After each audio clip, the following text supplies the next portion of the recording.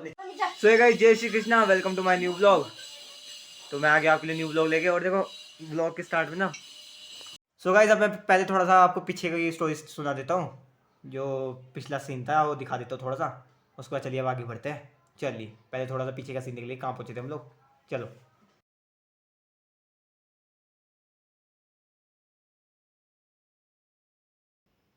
वो लोग खोने लगे थे पहले तो उन्हें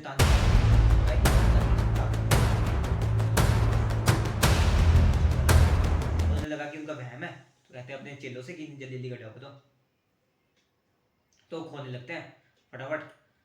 तो जैसे ही वो गड्ढा खोदते हैं तो खोद रहे, उनके चेले खोद रहे तो अचानक से उसकी चेलों की एक कुल्हाड़ी किसी चीज से टकराती है अंदर।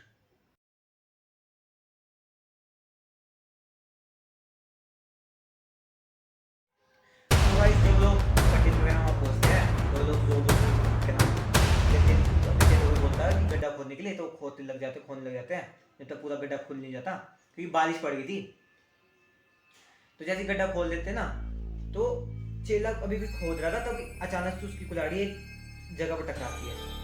तो पंडित जी उसने तांत्रिक से बोलता है, पंडित जी ये तो कुल्हाड़ी आगे खोद ही नहीं पा रही है, पता नहीं क्या चीज़ है, टकरा रही है, खुद ही नहीं रहा नीचे गड्ढा, पता नहीं क्या चीज़ है। तो कहते हैं देखो देखो क्या चीज़ है, खोद के देखो, हाथ से उठा के देखो मिट्टी क्या चीज़ है। तो चेले वाले ने मिट्टी जैसे उठाते हैं तो वहाँ गाइस निकलता है एक और ताबूत, एक और बड़ा जैसा ताबूत। पर 9 फीट का ताबूत नहीं होता, कम से कम जैसे एक बंदे की कम से कम नॉर्मल इंसान की हाइट होती है 7 फीट की, यानी 7 फीट से ज़्यादा लंबा तो कोई होता नहीं है। इतना लंबा खली ग्रेड खली है हमारे 7.5 फीट के, पर वो होती 12 फीट की ताबूत। तो सब लोग देख के हैरान हो गए, भाई 12 फीट की ताबूत निकल गई उसमें, और भी ऐसे को थी, सीधी लिट्टी थी। और जो उनकी उसकी थी क्या नाम, उनके पिताजी की, यानी जिसकी भी पहले गड्ढा होता था, जिसकी हड्डियाँ निकाली थी, उनकी ऊपर थी ऐसे, और वो नीचे जो 12 फीट की थी वो ऐसे थी, क्रॉस बन रहा था। पर जब हमने 12 फीट वाली ताबूत देखी ना उन लोगों ने, तो उसमें इतने सारे ताले लगे हुए, इतने सारे क्रॉस वगैरह लगे हुए थे, जीजस वाले क्रॉस, बहुत सारी चीज़ लगी थी। तो जैसे ही पंडित जी ने अपना हाथ उस पर रखते ना, उन्हें एक जोर से झटका लगता है। उन्हें उसके अंदर ना उनके पिताजी की आत्मा भी महसूस होती है, और पर किसी अनजान शक्ति की भी महसूस होती है। कोई अलग ही ताकत महसूस होती है, बहुत खतरनाक ताकत, जिसे तांत्रिक ने पहली बार सोचा है, क्योंकि उन्हें तो आदत थी जिन वगैरह निकालने की। पर जब उसने इस बार हाथ रखा ना, कोई पावरफुल आत्मा थी, बहुत ज़्यादा पावरफुल, और लोग बिल्कुल घबरा गए, तांत्रिक बिल्कुल पीछे उड़ के गया जब उसने हाथ रखा था। तो वो कहते हैं इस ताबूत को अभी नहीं खोलेंगे हम लोग, देखना पड़ेगा, क्योंकि इसमें अनिल के पिता की वो मुझे आत्मा महसूस हो रही है, पर हम इसे अभी नहीं खोलेंगे, हम इसे खोलेंगे कल, क्योंकि मैं वैसे भी बहुत थका हुआ हूँ, और मेरे पहले अपनी तंत्र विद्या थोड़ी सी अभी पूजा पाठ करनी पड़ेगी, अपनी शक्तियाँ थोड़ी नॉर्मल में लानी पड़ेगी जैसे पहले थी, क्योंकि इसे काबू में करना थोड़ा मुश्किल है। सो गाइस फिर वापस चल जाते हैं, गड्ढा ऐसे खुला छोड़ देते हैं और वापस घर चले जाते हैं। अगले दिन आते हैं, यानी रात को आ जाते हैं अगले दिन। तो फिर उसका अनिल का अंतिम संस्कार भी करना था उन लोगों ने। वापस आते हैं, वहाँ जाके पहले तो पंडित वगैरह सो जाते हैं, तांत्रिक वगैरह सो रहे हैं, यानी सुबह आना था उन्हें 5 बजे, यानी जैसे ही सुबह 5 बजे के लिए आने वाले होते हैं, पहले तो रात को उसको तांत्रिक के जैसे सो रहा था, उसके सपने में आ जाता है अजीब अजीब चीज़ें, जैसे कि उल्टियाँ वगैरह दिख रही है, खून दिख रहा है, मरा हुआ कुत्ता, मरी हुई बिल्ली, अजीब अजीब चीज़ें दिख रही है। तो जैसी उसकी वजह से उसे ये ऐसी गंदी गंदी चीज़ें दिख रही थी, उसका मन खराब हो रहा था बिल्कुल ही। अचानक से उसको ना उसकी आंखों के सामने एक रोशनी आती है, और उसके सपने में आ जाते हैं तांत्रिक के पिता, तांत्रिक के अपने पिता दिखते हैं, उसके सपने में आते हैं, और उसको बताने लग जाते हैं, बेटा जो तुम इस शक्ति से लड़ने वाले हो, इस शक्ति का सामना तुमने आज तक नहीं किया, जो तुम अभी काम करने वाले हो, इस ताबूत को खोलने वाले हो, क्योंकि इसके अंदर एक ऐसी शक्ति है जिसे संभालना तुम्हारे बस की नहीं है, और तुम अभी उसके काबिल नहीं हो, तो तुम इसे ऐसे मत करना। तो फिर तांत्रिक कहता है, वो अपने पिता की बात तो सुन रहा था, पर तांत्रिक जो अपना वाला तांत्रिक है वो बताता है अपने पिता को कि मुझे उस बच्चे की क्या गलती है अनिल के, उसे तो मुझे बचाना ही होगा, तो मैं को खोलना ही पड़ेगा गड्ढा, अगर उसकी जान बचानी है, तो अगर मैं उसे बचा भी नहीं पाया तो कोशिश तो कर ही सकता हूँ। तो तांत्रिक का पिता मान जाता है, और उसी टाइम उसका सपना टूट जाता है। बस वो उसके पिता आते हैं उसे वार्निंग देने की, तुम्हारे बस की नहीं है, तुम नहीं कर पाओगे। फिर तांत्रिक जाता है सुबह बिल्कुल फ्रेश होके, बिल्कुल फिट एंड फाइन होके जाता है और अपने चेलों को साथ लेके जाता है और वहाँ जाके उस ताबूत को खोलने की तैयारी कर देते हैं। और पूरी तैयारी कर दी थी उन्होंने, क्योंकि क्या चीज़ है उसके अंदर, 12 फीट का ताबूत है और कैसे खुलेगा वो, उसके अंदर क्या चीज़ निकल सकती है। चेलों ने पूरी तैयारी कर रखी है, नहीं जो भी होती है तंत्र विद्या वाली चीज़ें, और हवन की तैयारी करके जैसे बाहर आएगा उसकी हड्डियाँ निकाल के फटाफट वो कर देंगे, जला देंगे। तो तैयारी होती है उसे खोलने की। तो चेलों को बोलते हैं, आदेश देता है कि इसे खोलो। तो लोग चेले चैन से पकड़ते हैं, ऐसे था वो ताबूत, और उसका ढक्कन ऐसे को खोलते हैं चैन से, 2 चेलों की पावर से ऐसे खुल जाता है वो ताबूत। जैसे खुलता ना बिल्कुल सन्नाटा हो जाता है, बिल्कुल सन्नाटा। जैसे सन्नाटा होता ना तो उन्हें उसमें से आती कुत्ते की आवाज़, आऊ आऊ करते हुए, अजीब तरीके से कुत्ता बोल रहा है, अजीब तरीके से बिल्कुल ही। एक कुत्ते की आवाज़ उसमें से आ रही थी, एक कुत्ते की आवाज़ आ रही थी दूर से कहीं से, जो कि बिल्कुल ही अजीब तरीके से चीख रहा है, जैसे अपनी जान बचाने की चीख रहा है। तो जैसे पंडित पीछे देखते ना, वहाँ से एक कुत्ता घसीटता हुआ आ रहा, घसीटता हुआ आ रहा, घसीटता हुआ आ रहा है। तो इतनी स्पीड में आ रहा, कुत्ता बचने की कोशिश कर रहा है, पर जैसे घसीटता हुआ आ रहा है, कोई अनजान ताकत खींच रही है और कुत्ते के 2 पीस हो जाते हैं और सारा कुत्ते का सारा खून ताबूत के ऊपर गिर जाता है।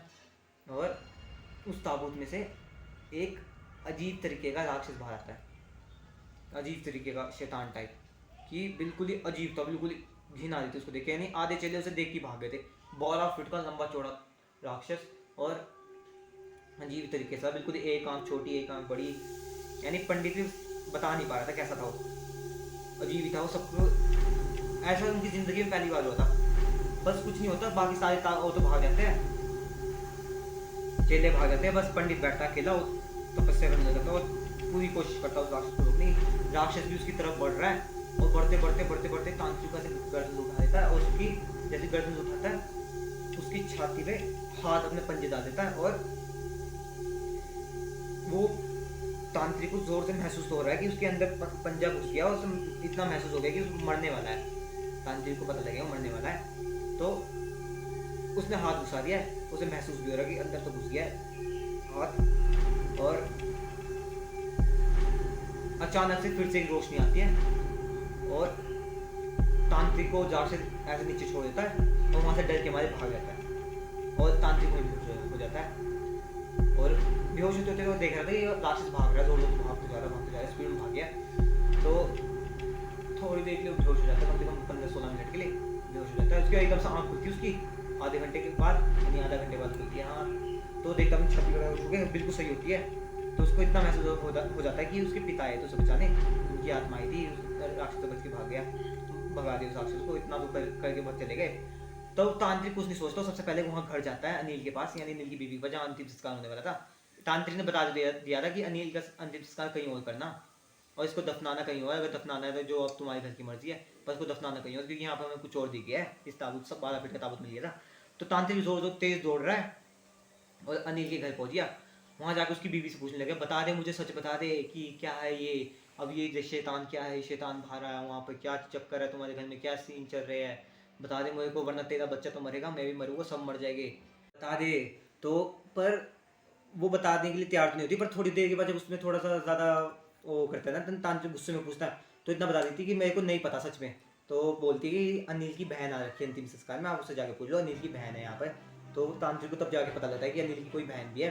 तो जल्दी कुछ नहीं सोचता, तो अनिल की बहन के पास जाता है फटाफट, यही अंतिम संस्कार में आ रखती है अनिल के। तो उसे पूछ लेता है, सब पूछने लगता है, तो वो भी डर के मारे बिल्कुल फड़फड़ाने लग जाती, बिल्कुल डरने लग जाती, क्योंकि उसे पता था ना ये सारी चीज़ों के बारे में। तो अब वो अनिल वगैरह की सबकी पिछली स्टोरी सुनाती है, यानी पास्ट में क्या हुआ था उनके साथ, वो पहले की स्टोरी सुना रही है। तो सुनाती है कि जो अनिल के पिता थे वो थे जाने माने तांत्रिक, बहुत तगड़े पंडित थे, बहुत जाने माने पंडित, यानी बहुत माने पंडित थे, बहुत ज़्यादा उनके अंदर विद्या प्राप्त थी, उन्होंने बहुत ज़्यादा विद्या प्राप्त कर थी। जो अपना वाला तांत्रिक है ना, जो अभी अनिल के बच्चे को बचा रहा था, उससे भी ज़्यादा खतरनाक थे और बहुत ज़्यादा विद्या प्राप्त कर दी थी। पर उन्हें अपनी शक्ति में इतना घमंड था ना कि उन्हें बस कुछ नहीं करना था, बस वो दुनिया को अपने काबू में करना चाहते थे, इतना होता। पहले तो गांव को काबू में करना चाह रहे थे, अब दुनिया को काबू में करना चाह रहे थे। वो हर रोज़ किसी न किसी जानवर की बलि चढ़ा रहे थे, हर रोज़ किसी न किसी जानवर, जिससे अपनी विद्या बढ़ा सके, पर इससे उनकी बीवी परेशान तो फील हुई थी। पर एक दिन उन्होंने ना किसी बच्चे की बलि चढ़ा दी और गांव में किसी को पता नहीं लगा, वो बीच गांव में जाके फेंक गया। इस बार उनकी बीवी उससे नाराज होकर उन्हें छोड़ के चली गई। और दोनों बच्चे तो देख रहे थे, अनिल, अनिल का बड़ा भाई, अनिल, अनिल की बहन, ये सब लोग देख रहे थे।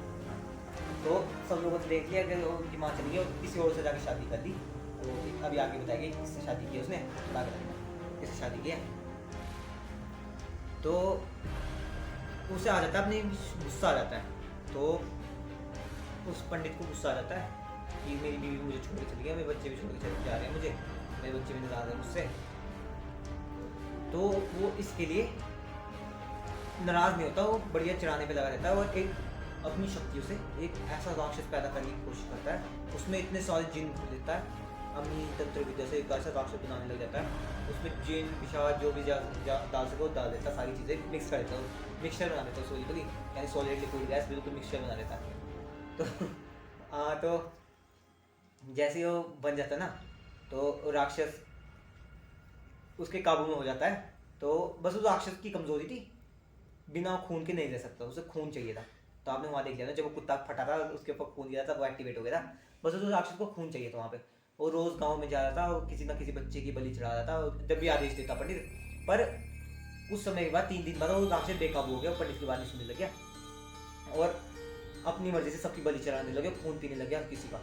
और हर रोज किसी का बलि चढ़ा रहा है और अपनी मर्जी सबको मारने लगा है राक्षस। तो इस बार तांत्रिक जो था अपना वाला, अपना वाला नहीं, पंडित जो था अनिल का बाप, उसे अपने पे थोड़ा दुख होता है कि मैंने क्या कर बैठा और अपनी बेवकूफ़ी के सारे तो इन सबके ऐसे ऐसे काम करा दी, मेरी बीवी मुझे छोड़ के चली और के नाम मैंने इतने सारे बच्चे मरवा दिए, इतनी सारी बलि चढ़ा दी और ऐसा राक्षस पैदा कर दिया, मुझे इसे रोकना होगा। तो पंडित रोकने की कोशिश करता है उसको, पर उसी टाइम वहाँ पर अनिल का बड़ा भाई आ जाता है। तो उसे चाहिए था खून राक्षस को उस टाइम। तो जैसे ही वो बड़ा भाई उसके सामने आता है, तो राक्षस उसके शरीर में घुस जाता है, उसके बड़े भाई के। और जैसे उसके अंदर घुसता है, वो परे जाके दीवार में जोर जोर से मारने लग जाता है उसका बड़ा भाई, जोर जोर से मारने लग जाता है। उस टाइम उसकी मौत हो जाती है, उसका पूरा भेजा बाहर आ जाता है। और ये देख के उसका बाप उसे गुस्से में आ जाता है और बेकाबू हो जाता है। और ये सारी चीज़ें उसके छोटे भाई भी देख रहे थे, छोटे भाई बहन अनिल और अनिल की बहन देख रहे थे। वो दौड़ के जाते हैं अपनी माँ के पास, वहाँ चले जाते हैं। और उसकी माँ ने शादी की थी किसी पादरी से, यानी पादरी यानी फादर से, चर्च के फादर से शादी कर लेती है उसकी माँ। तो वो भी जल्दी जल्दी आते हैं फटाफट, तांत्रिक तो उसे रोकने पे लगा राक्षस को। उसकी माँ और पादरी जल्दी आ रहे हैं उसे बचाने की, जैसा बड़ा बेटा मर गया है। जैसे ही वो लोग वहाँ आते हैं तो देखते हैं कि पंडित और वो राक्षस दोनों मिक्स हो गए और पंडित की एक आंख बड़ी एक आंख छोटी ऐसी हो रही है और उसका शरीर खुलता जा रहा है, 12 फीट का लंबा होता जा रहा है, ऐसा हो गया। तो ये सोच के अपने साथ वो डर्टी वाटर वगैरह लाया था, यानी जो भी, क्या नाम है उस वाटर का, क्या बोलते हैं, जो भी बोलते हैं उस वाटर का ना, यानी वो सारी चीज़ लाया था और उस पर छिड़क देता है राक्षस पे। तो उस टाइम बेहोश हो जाता है और उस टाइम क्योंकि वो कमज़ोर था तो खून नहीं मिला था, बेहोश हो जाता है। मतलब पादरी के सामने भी नहीं रुक पाता, नहीं रोक पाता उसे। तो कुछ नहीं करता, जल्दी जल्दी लोगों को बुला के गाँव से, लकड़ी वाले लोगों को जो लकड़ी बनाते हैं, फटाफट एक 12 फीट का ताबूत बनवाते हैं और उस राक्षस को उसमें लिटा देते हैं और उसमें क्रॉस पे लगा देते हैं और उसे कहीं जंगल में ले जाके दफना देते हैं। और अनिल के बड़े भाई को भी उसके साथ लिटा देते, जब वो मर गया था लिटा देते, क्योंकि वो क्रॉस बन रहा था ना, ऐसे था बड़ा 12 फीट का और अनिल का ऐसा था, अनिल के बड़े भाई का ऐसा था। तो वो क्रॉस बन गया, तो जिससे वो बाहर ना पाए कभी। पर जैसे उन्होंने दफनाया ना, तब भी उसमें से राक्षस अजीब तरीके से बोल रहा है, मुझे निकालो बाहर, मैं मर रहा हूँ। पर राक्षस की आवाज़ में अनिल का बाप बोल रहा था, पर अनिल को दुख भी आ रहा था, खोल दो पोस कर। अनिल का बाप की आवाज़ आ रही थी, अनिल को दुख भी आ रहा था कि खोल दो, मेरे पिता बोल रहे हैं, पर मानते नहीं है, शैतान बोल रहा है। तो यहाँ तक अनिल की बहन से कुछ पूरी स्टोरी बताती क्या क्या हुआ था।